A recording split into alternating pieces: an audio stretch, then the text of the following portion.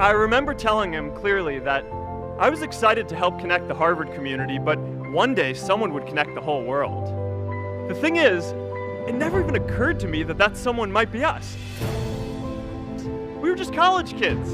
We didn't know anything about that. There were all these great big technology companies with all these resources, and I just assumed one of them would do it. But this idea was so clear to us that all people want to connect. Today, I want to talk about purpose. One of my favorite stories is when JFK went to go visit the NASA Space Center, and he saw a janitor holding a broom, and he asked him what he was doing, and the janitor replied, "Mr. President, I'm helping put a man on the moon." Purpose is that feeling that you are a part of something bigger than yourself, that you are needed, and that you have something better ahead to work for. Purpose is what creates true happiness. My hope was never to build a company. I wanted to have an impact. And as all these people started joining us, I just assumed that that's what they wanted to do too. A couple years in, some big companies wanted to buy us. I didn't want to sell. I wanted to see if we could connect more people. And we were building the first version of Newsfeed at the time, and I thought, if we could just launch this, it could change how we all learn about the world. Nearly everyone else wanted to sell, and it tore our company apart. After one particularly tense argument, one of my close advisors told me if I didn't agree to sell the company right now, I would regret that decision for the rest of my life.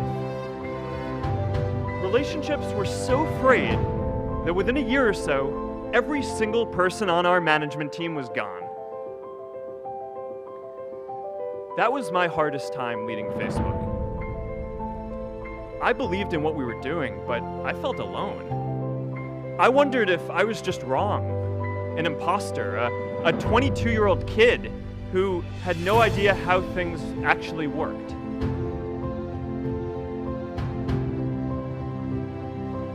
And I know that a lot of you are going to have your own stories just like this. A change in the world that seems so clear that you are sure someone else is going to do it, but they're not. You will. But be prepared to be misunderstood. Anyone working on a big vision is going to get called crazy, even if you end up right. Anyone taking initiative will always get criticized for moving too fast because there's always someone who wants to slow you down. Anyone taking on a complex problem is going to get blamed for not fully understanding it, even though it's impossible to know everything up front. Let me tell you a secret. No one does when they begin. Ideas don't come out fully formed. They only become clear as you work on them. You just have to get started. If I had to know everything about connecting people before I got started, I never would have built Facebook. In our society, we often don't take on big things because we're so afraid of making mistakes. Facebook wasn't the first thing I built.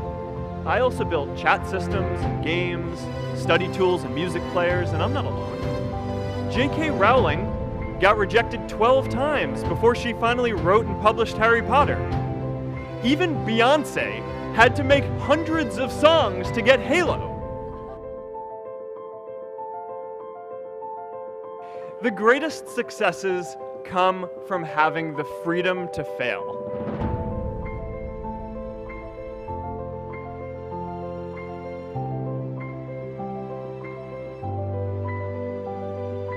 You know, a lot of times I think people just get afraid because, you know, often your dream is it seems like it's so far off. But if you just kind of focus on building stuff that you think is good and you keep on going at each step along the way and don't let people deter you from that and just really care about what you're doing, and you know, I think that's how you build something good.